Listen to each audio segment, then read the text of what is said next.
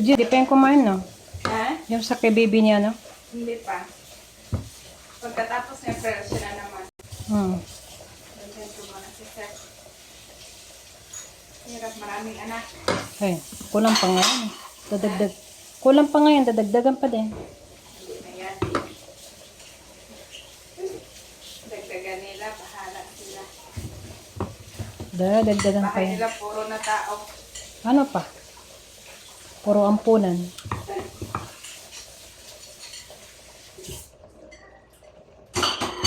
Kaya hindi man siya pwede mag-alaga ng anak din niya.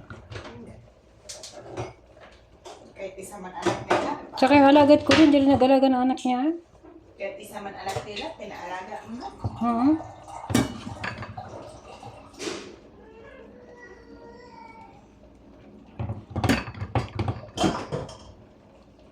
Okay.